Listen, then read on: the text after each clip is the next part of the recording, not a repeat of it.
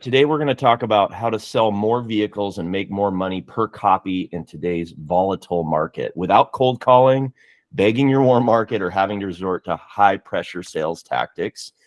Attention dealership sales team. So this is for anybody out there that is a part of a sales team at a dealership or sales manager. And if you're the owner of the dealership or the GM, you're welcome to play along as well. So I just want to ask you, have you ever wondered why some salespeople seem to effortlessly close deals while others struggle, or why certain dealerships consistently outperform their competition?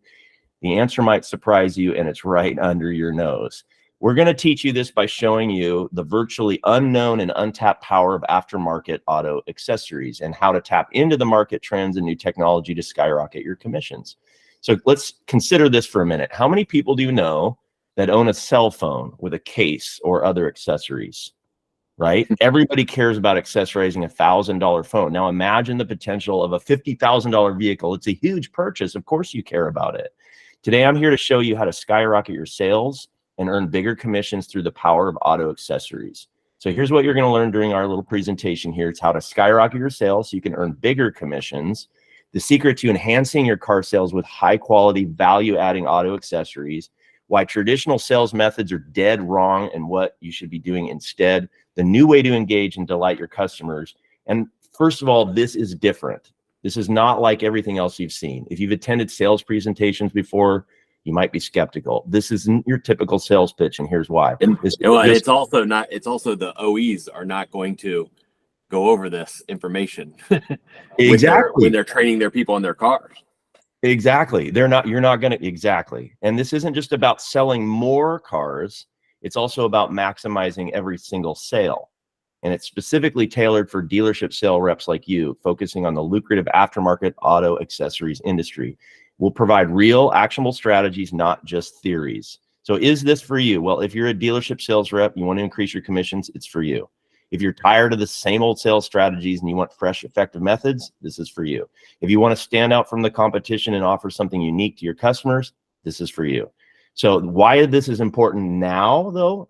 Well, the auto industry is evolving, as you know, with supply chain issues, economic challenges. It's tougher than ever to make a sale. And the Specialty Equipment Market Association, that's SEMA, reports that U.S. consumers spent $51.8 billion on auto accessories last year. And are you tapping into this gold mine yourself?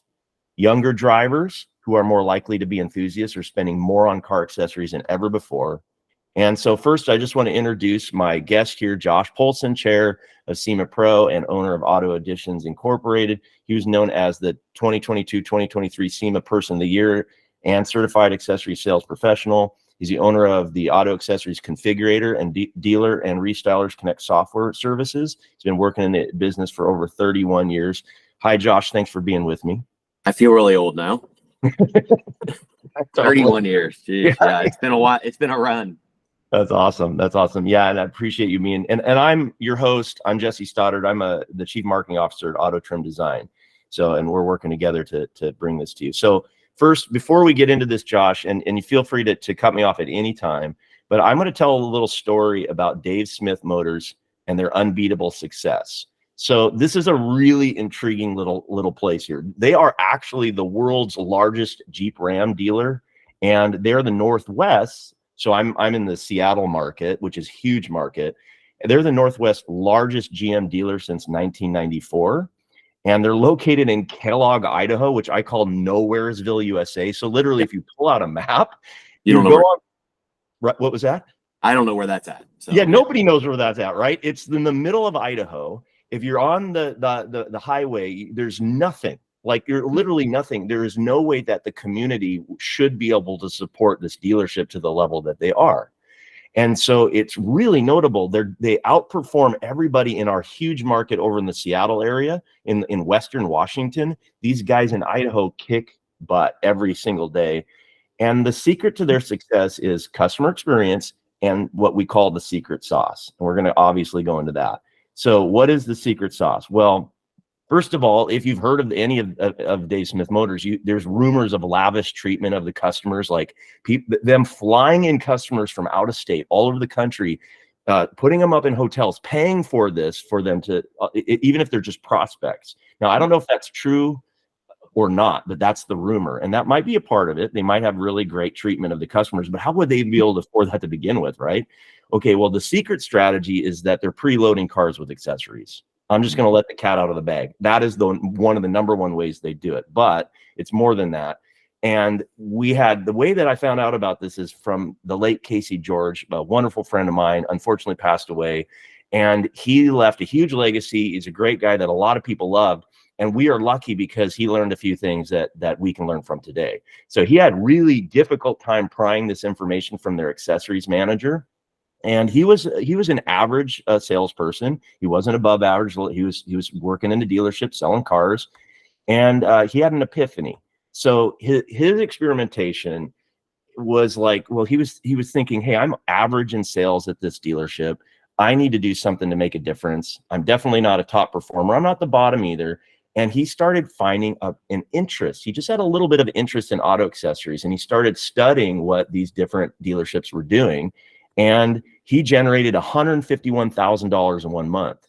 And that was pretty impressive. It got everybody's attention. He averaged $1,700 additional money per car sale. So that was extra. Didn't matter what it was. He was averaging that. A lot of it was higher, and he would make a little bit better payday. And all of a sudden he gained some momentum. And then he ended up winning an award. He became the top auto accessory salesperson by AOA in 2017 and 18. And then we'll come back to the problems with this Dave Smith model in a minute. But first, I want to go into a little bit more about what we're hearing out there in the marketplace. So this is the shocking truth about the aftermarket accessories industry. Okay. So first of all, did you know that while many industries struggled last year, the aftermarket auto accessories industry thrived? People aren't just buying cars, they're personalizing them. They're making them unique. They're making them theirs, and they're willing to spend big to do it. This 2023 SEMA marketing report was really enlightening. It was actually promising because you hear all the bad stuff about the economy, but you don't always hear the good news. The Specialty Equipment Market Association, that's what SEMA stands for, put out their 2023 market report. The SEMA market report provides an overview of the size and scope of the U.S. specialty equipment market. And the U.S. consumers spent $51.8 billion accessorizing and modifying their vehicles last year. So just remember the phone analogy, that's nothing. People want, they want a case for their phone and this and that and the other, but people really they want their own vehicle personalized.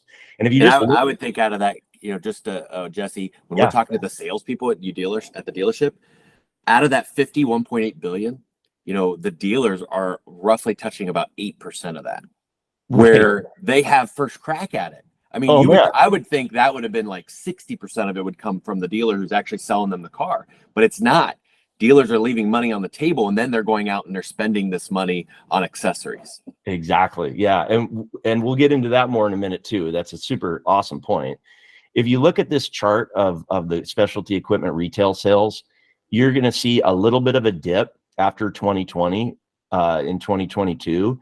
But all it did was level a little bit, and they're still projecting the growth into 2026. So, and the reason that dip was like that is because it was hard to get parts.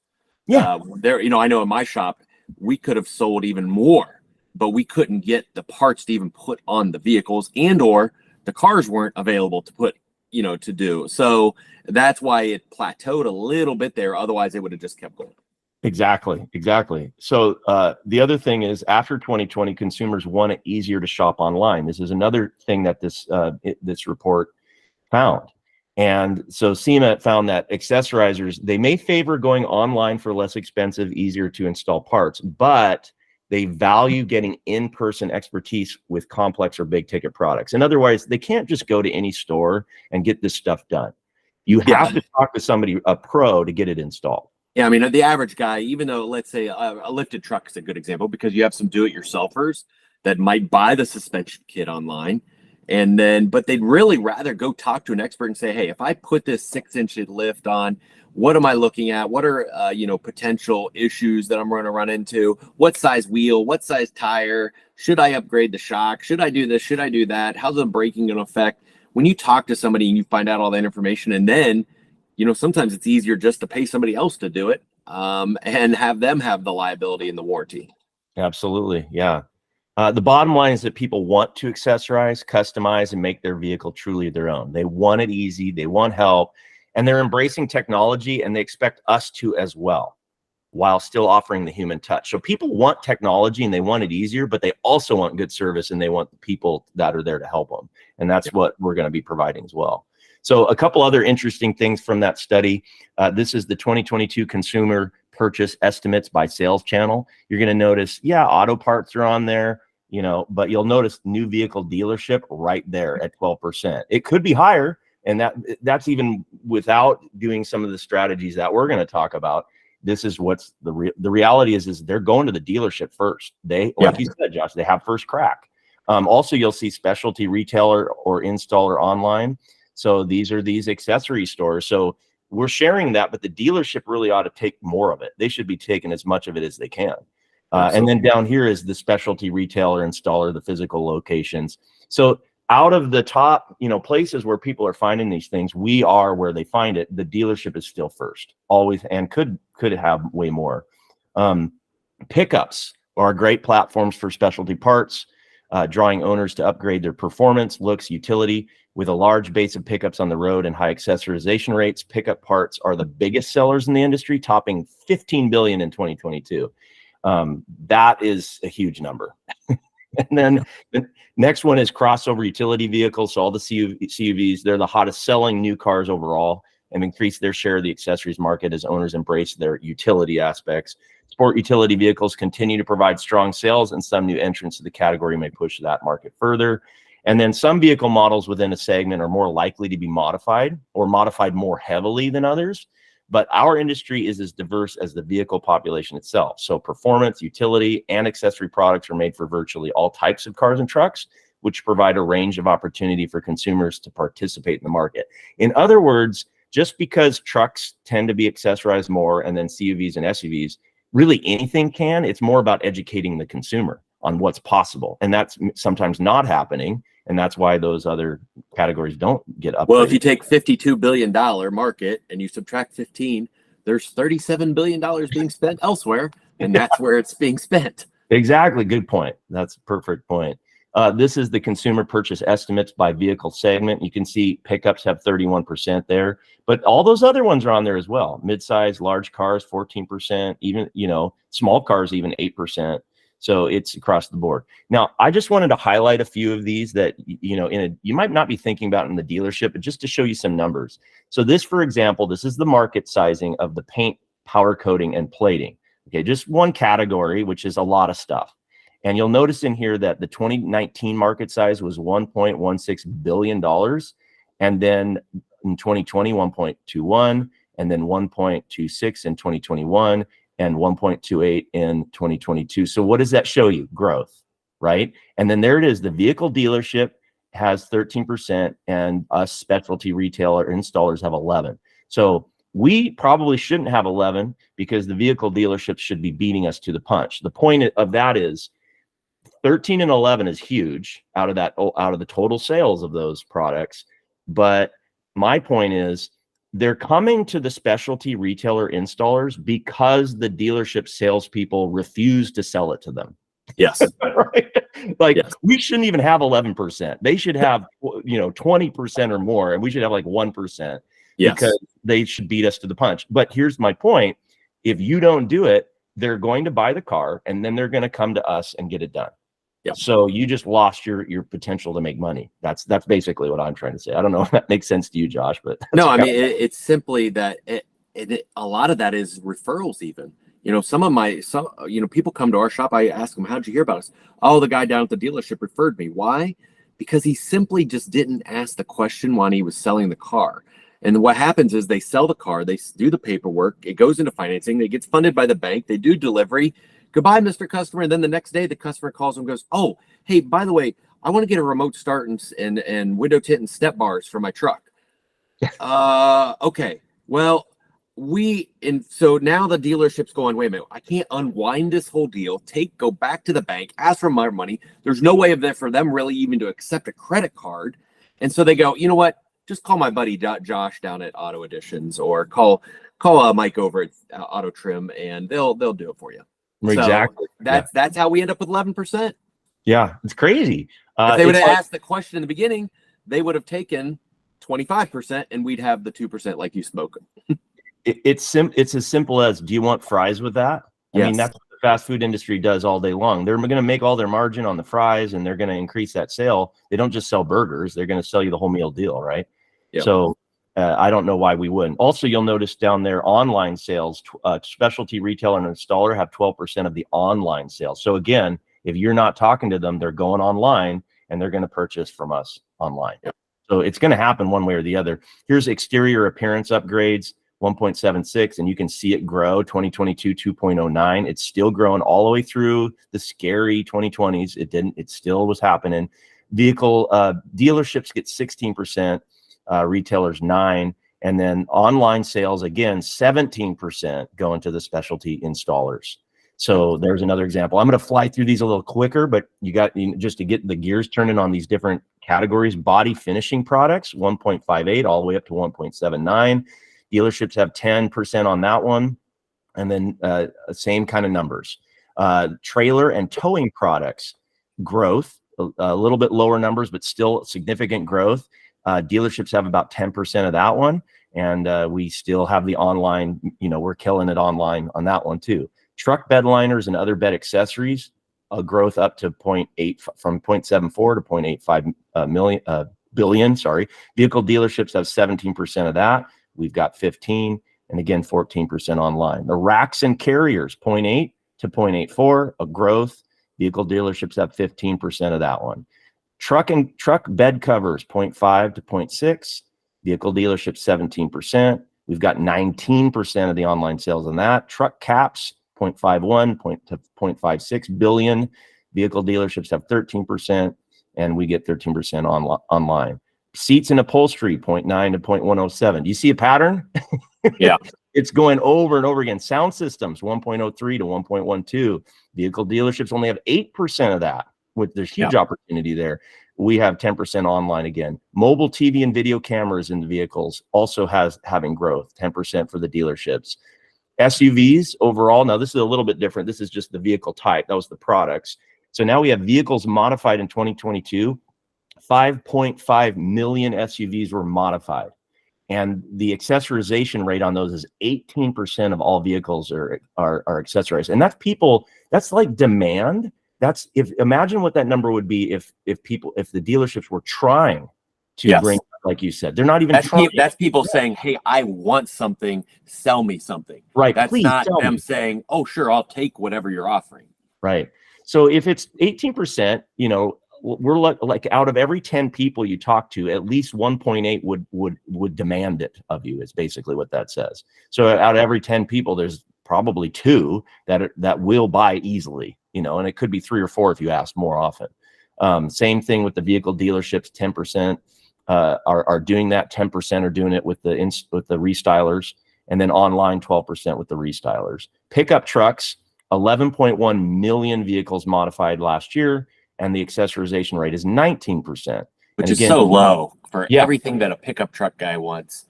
It's so low. 50% of the trucks, I would think are accessorized in some way when you drive down the road. Yeah, at some point, right? Yeah. And then, so moving on from the facts, that's just some numbers just to throw it out there. But here's some other interesting things I learned from these reports. Even as many of the pandemic effects have normalized, the economy, politics, world events have fostered continued uncertainty, but the passion to personalize remains. That was one of the main points they made. And consumers continue to buy from our industry. While we often hear people bemoan otherwise, research consistently finds that many young people still enjoy accessorizing their vehicles. And notice the focus on the young. We got to remember there's a new generation coming up. That's the consumer, and a lot of Gen X and even Gen YZ, whatever, they're moving up and they're starting to make money, and they're going to want to spend it on their vehicles. Younger drivers are more likely to be enthusiasts than older drivers, and often buy more complex performance parts or accessories and make extensive modifications to their vehicles. And younger drivers continue to be a very important and engaged part of our industry. So post-pandemic, we're seeing some shift back to in-store shopping, though this industry has maintained a relatively large share of online purchases for many years. So it's another reason in your communication online, even on your website, as a dealership, to talk about accessories. Yeah, and then they have a new way of buying. Exactly. Yep. Many people, particularly young shoppers, are are turning to the purchase online, pickup in-store options that have become available. These options combine the benefits of shopping from home while also giving customers the immediacy of store pickup and the option to have a part professionally installed. Again, the best of both worlds. Now, let's talk about elevating value with customization. So just highlighting the potential of lower price vehicles. And then this is where, Josh, you might be able to help me with these. I'm going to throw up some of these points. We can kind of talk about it. Enhancing vehicle appeal with aftermarket accessories, showcasing examples from Catskin. Okay, I'm going to show, there's a website called catskintoolbox.com. Going to give you some examples here. And then here's where we're going to start looking at some specifics. So when you go into Catskin, for example, this is just one of the manufacturers, one of the providers of excellent products that we can work with. So when you show a customer the before of their ugly looking, stock seat, and then you show them this beautiful interior, that all of a sudden their eyes open up, right? And when you look at, and some of the marketing that they have for it, it's fine. It's helpful. It'll help you to, this is stuff that you could use as well, and we have, but even look at some of their facts. Over 16 million new cars sold every year, joining over 100 million used cars, and 86% of the drivers buying them want leather.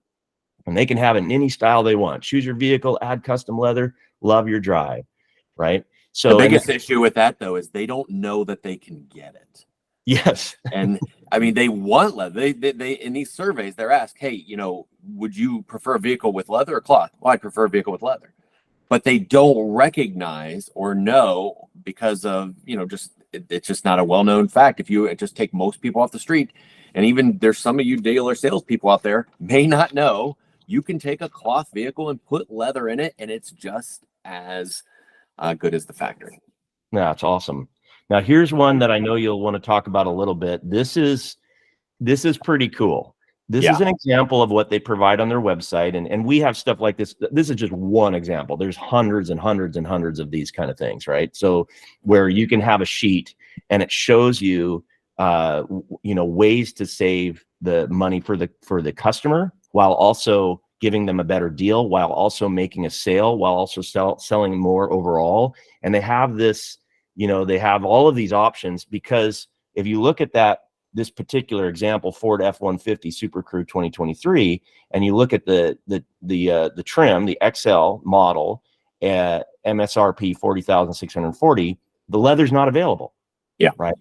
XLT leather's optional. So, Josh, can you talk about a little bit about the walk-up value and the idea of how could a salesperson use something like this information here?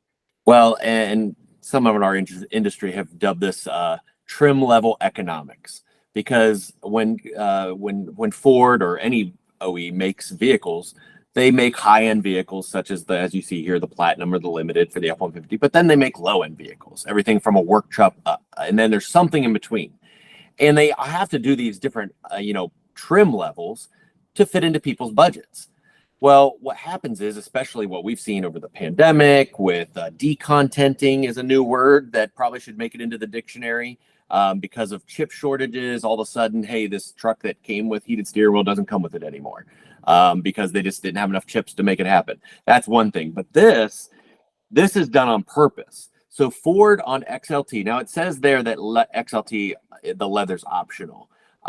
However, if you talk to Ford dealers, and a lot of people like that, they're going to tell you it is optional only on the black appearance package, which is a high-end XLT, which 99 out of 100 XLTs do not have the black appearance package. It's just the 1 out of 100. So they put this in there. But so I would almost say XLT leather's not available. However, it is the #1 selling trim level that Ford makes, and they make more of those than anything else. But if you just look at the difference between XLT and Lariat, rough math there is $10,000. So a $10,000 jump. So what do you get on the Lariat that you don't get on the XLT? Well, yeah, you might not get, you might get some other things such as maybe, a larger info screen. You might get a few extra chrome appearance, maybe some larger wheels. However, one of the big things is leather. And so if you're a Ford buyer and you want a new truck and you're just on, FordVehicles.com and you go, okay, I want leather, you immediately get passed over an XL and XLT and go right to a Lariat, because that's what Ford offers, a leather.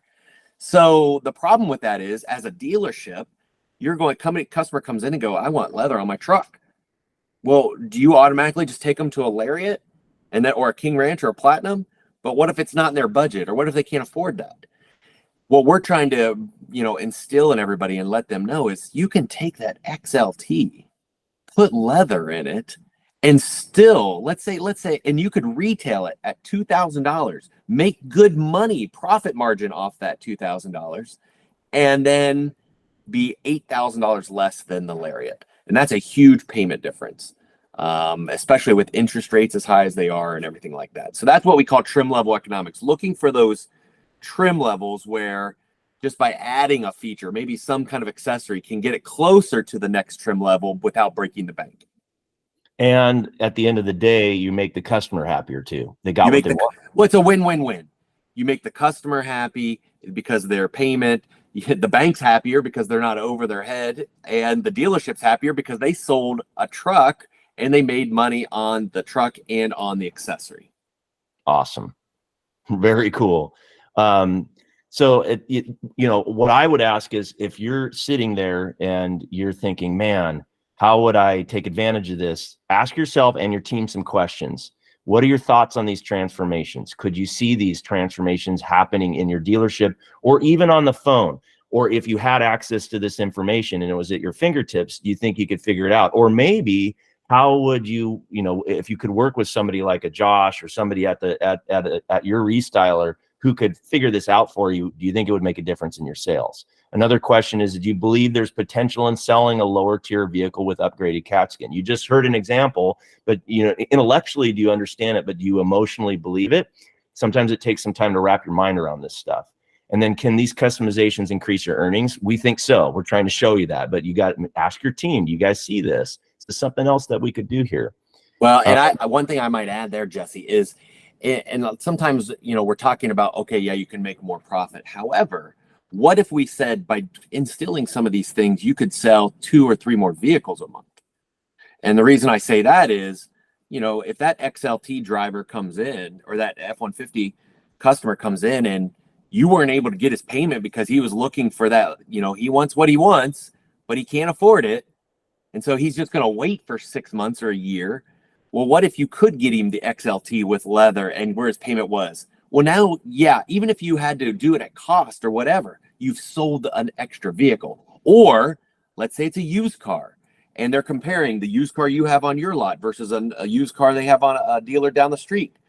But yours is missing, I don't know, let's say a power lift gate or a remote start, or it's missing wireless charging, or whatever it's missing. Well, but that one down the street has it. Well, how are you going to sell the car you have? Because you can't just send it back to the factory and have it added. You call your local restyler, and now I look at every car on my used car lot has everything it needs. All I have to do is find out what the customer needs, and then I can get it added and I can sell that vehicle. So now we're talking not just at making money on our stuff, we're selling a couple extra units every month. You take 3 units times 12 months, that's 36 extra units. That's another month and a half for guys. Wow, that's awesome. Great point. Let's do another example really quick here. Just Sure. if you don't mind. I just randomly pulled up a Ford Bronco 2023. And here we have the base is $32,295. Leather's not available for the first 3 levels. Yeah. And then over on the right, it shows some of the walk.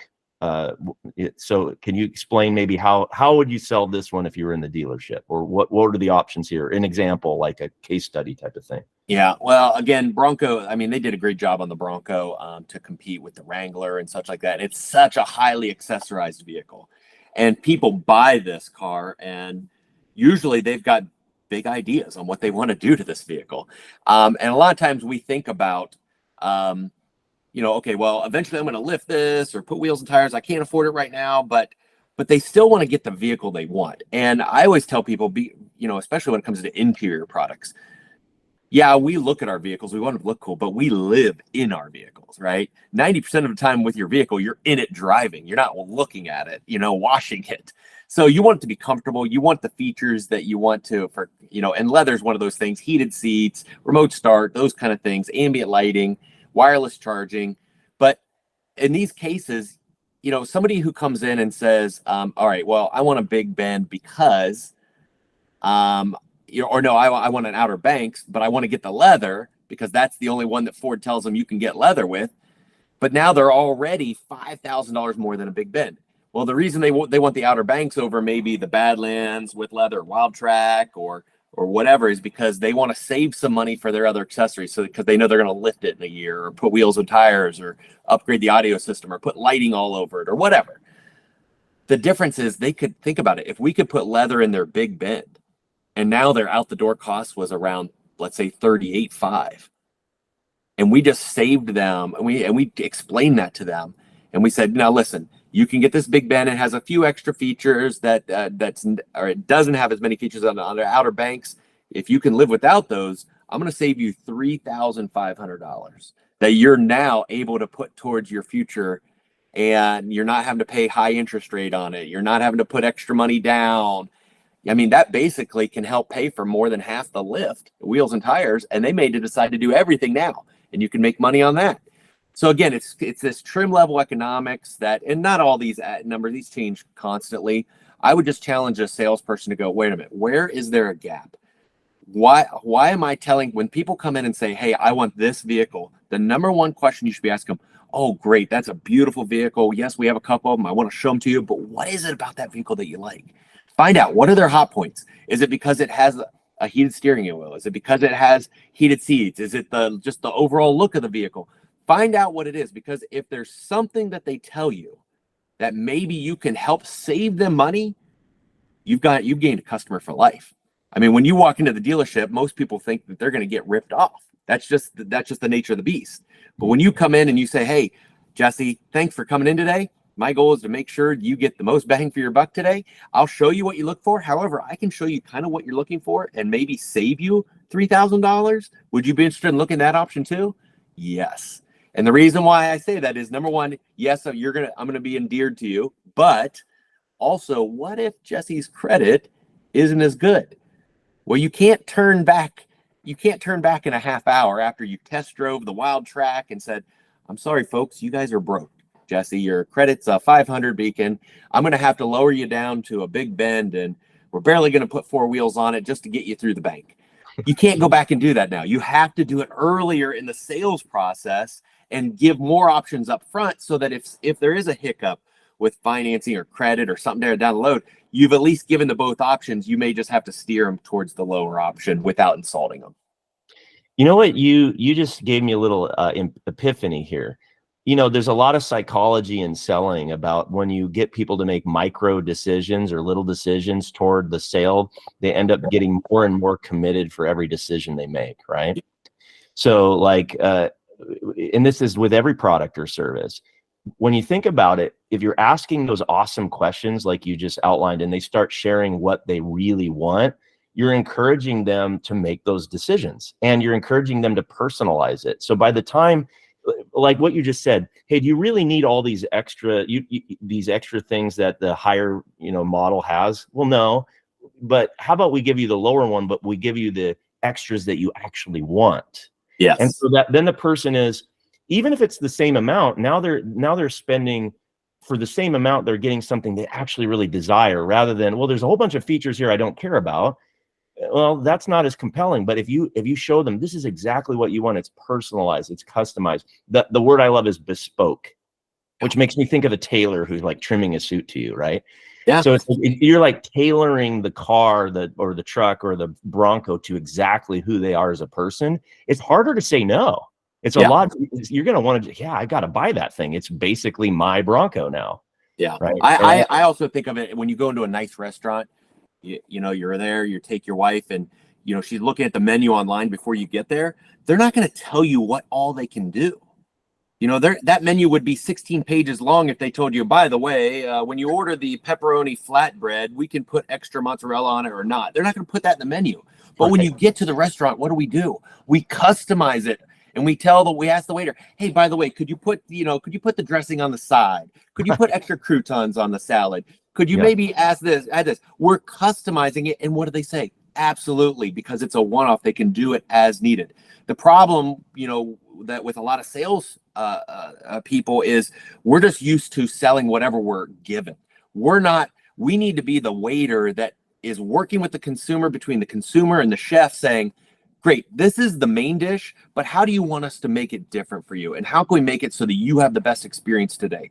So to your point, a lot of dealers, when a customer comes in, they want to do that. Once you've gained their trust, and if you were able to sell me that vehicle, or if I saved you $3,000 when you're buying that vehicle, wouldn't I be more likely, after I just did that for you, to spend another $4,000 or $5,000 with me and building exactly what I want, knowing that I don't have to spend money out of pocket because I can put it into my financing at a much lower interest rate than a credit card if I went somewhere else and threw it on a credit card.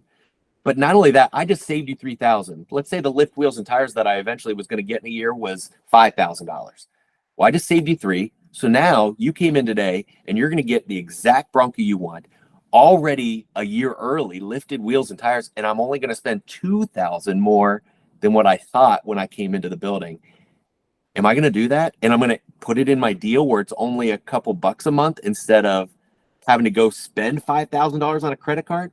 I'm going to do that. Absolutely. So, and now I just walked away and you made more money. I'm happier. It's a win-win situation. It's a great example. Love it. All right, moving on to the next section here. We're going to talk about the financial edge. And we kind of covered just quick review though. What is the walk value difference? Just to define some terms.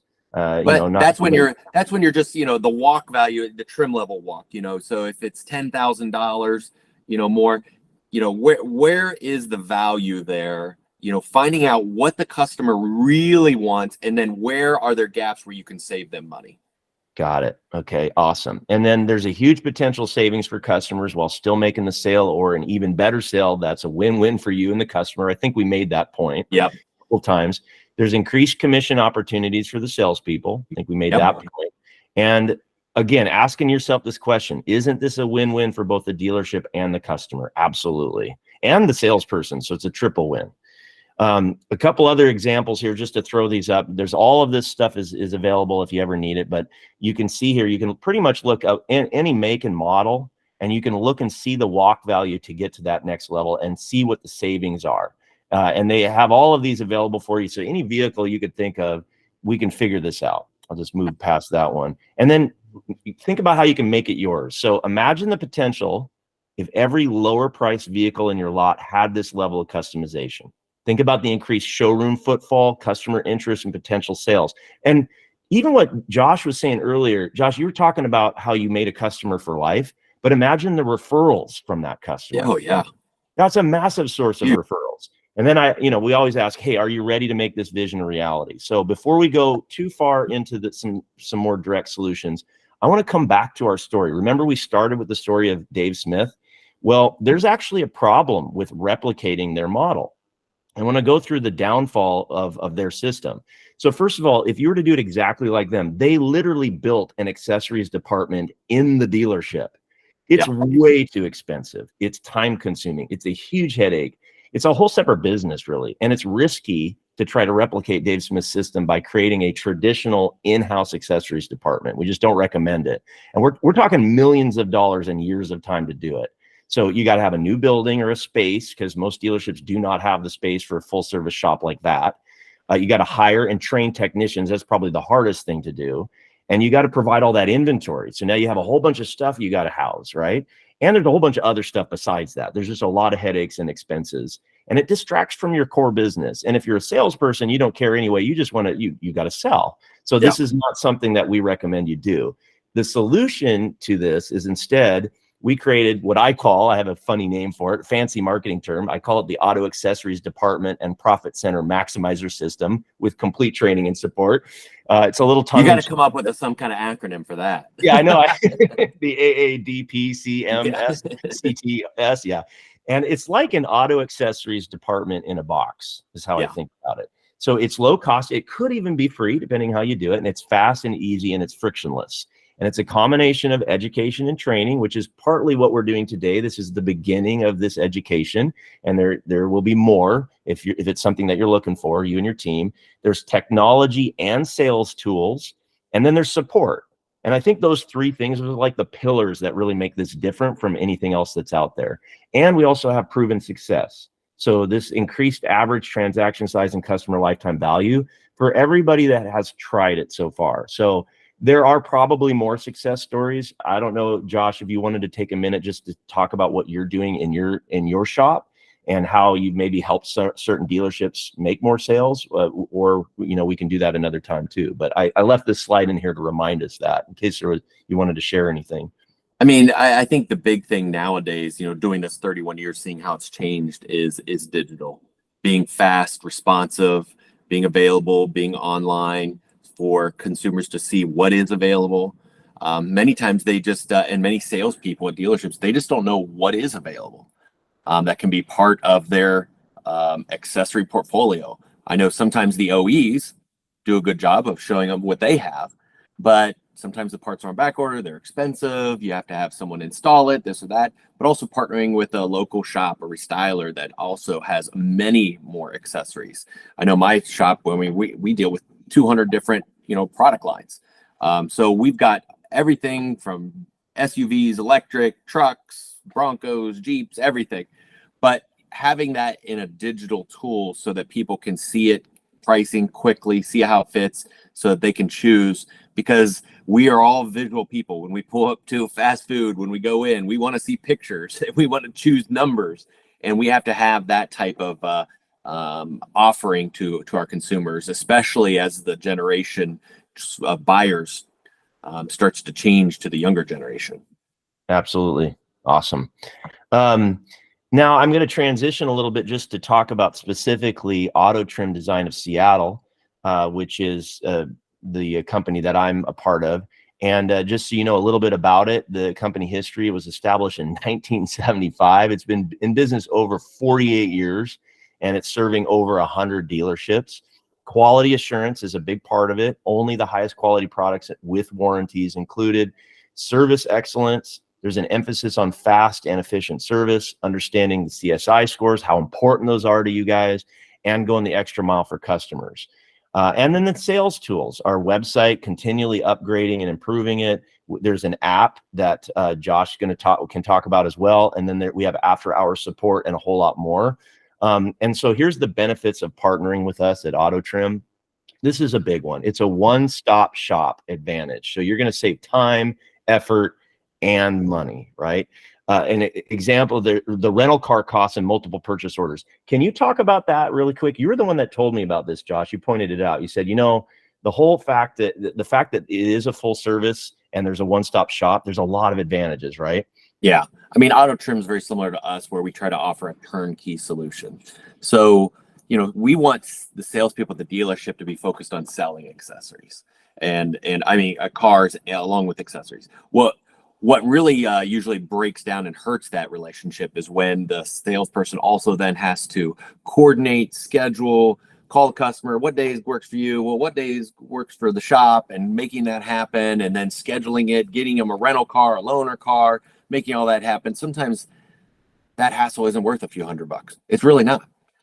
But what if it was more turnkey solution, where the shop got the customer's information, recognizing, the CSI, the privacy of the numbers and everything like that, and just called out and said, "Hey, Jesse, I'd like to schedule you for your leather interior.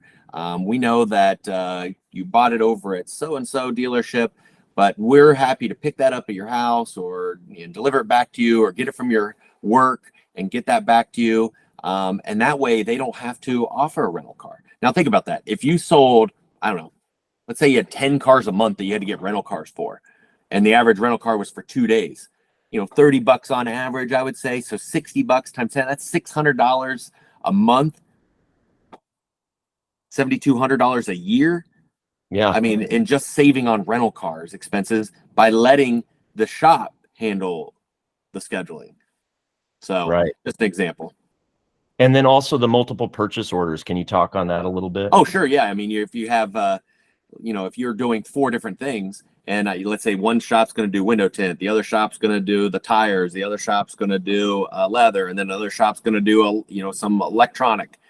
Well, a good shop like Auto Trim Design is going to be able to do all 4 of those things at once. So now sometimes a service department, or depending on the dealership, or there's a certain number for every PO you write.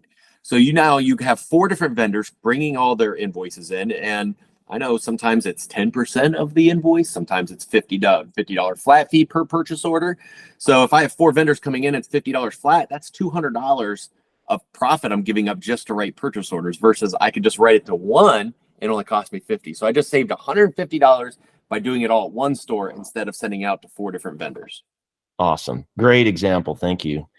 We do pick up and drop off, and most of our competitors don't do that in the area, by the way. So that's full service right there.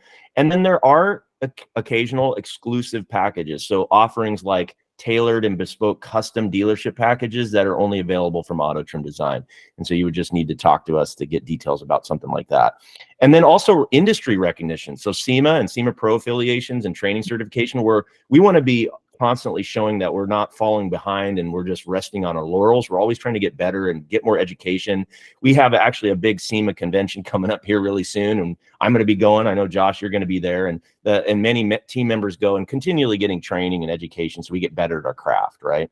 Yeah. So, and then the power of our custom branded app. So I just say a few things. This is really your department, Josh, but as we conclude the presentation, I just want to leave you with a couple powerful tools or some ideas to help you make more sales, maximize your revenue, profit, commissions for every vehicle sold. So first, we have actually an app that you could download, and it's designed to provide you with the resources and tools you need to succeed in the aftermarket auto accessories industry. It's user friendly, packed with features that'll help you stay ahead of the curve. And I encourage you to visit our website. It's autotrimseattle.com, or you can, you can pull out and search for the app as well. And we'll provide links with this presentation recording that you can find a way to reach out to us and get that. And you get access to advanced free training also. And it's designed to equip you with the knowledge and the skills to increase your sales and maximize your profits. So this is how you get started. So basically, money getting education opportunity. So you want to, if you're interested, sign up for our ongoing education to stay ahead in the industry and make more sales. The next steps are to request that information, explore our products, and work together to enhance it. So before you leave this recording, you're watching this today or you're listening to this, download the app, go to the website, autotrimseattle.com, see the potential of what it could be for you. And it's as easy as that. And when you reach out to us, we're going to get you onto our list to get you the education you need, the follow-up. And I want to encourage you too, even if you are, let's say you take this to your sales manager and they're gung-ho, that's wonderful. That'll benefit you. And then your dealership will be more on board with it. But let's say you are the first one seeing this and you're not the GM, you're not the sales manager. Maybe you just started out. I would encourage you, you're not alone. We will partner with you. In fact, we're looking for somebody in each dealership who is going to be basically the hot shot. They're going to really, they have a passion for this. They want to make more sales. They want to see success. We might even call you an ambassador for it. And you could be like what Casey did and build this to where you become, and this is what I didn't mention about Casey, although he started average, by the end of it, he was the #1 salesperson in his dealership and was winning awards. So don't forget, even if you're average, you can use accessories. This is like the secret sauce. You can use this to become more than average and maybe even be the top dog at some point as well. So that's all I had. Josh, is there any other words, final words, or anything else you want to mention? The one thing I would do is just, we went over a lot of stats and everything like that. And one thing I will tell salespeople is really the dealerships are doing a much better job now than they have in the past. I would say 5 years ago, 6, 7, 8 years ago, even those numbers where we saw that they were maybe like around 11, 12, 13, 14, sometimes as high as 17%, were very low single digits. So, and a lot of that's because the OEs have been realized the potential of accessories and how much it can bring to the table and how much money they can make off of it, how it can help the dealership. So they've really been pushing it. But also people have just gotten better and been asking for stuff. So you've, a lot of dealers, if you're already doing this and you're doing some of this, listen, you're doing a good job. However, how can you get better? We always want to get better. We always want to try to learn something new and bring it to it, because we know, bottom line, yes, it'll help us sell. We'll make more money on it. But at the end of the day, you always are trying to perfect your craft. So I think a lot of what we went over has gotten better over the last 10 years. I'm excited to see where it's going to go over the next 10 years, because there's going to be another huge jump with this kind of training and education. And the people who take advantage of it, they're going to look back and go, wow, I was able to make a lot of extra money just because I listened to this. It's fantastic. Hey, thank you again. And for those of you that are in the Seattle market, you can check out autotrimseattle.com. Josh, I really appreciate you being here today. This was a very cool interview, and thanks for all your insights and examples. I think that you gave a lot of really valuable information. Awesome. Great to be with you. Thank you.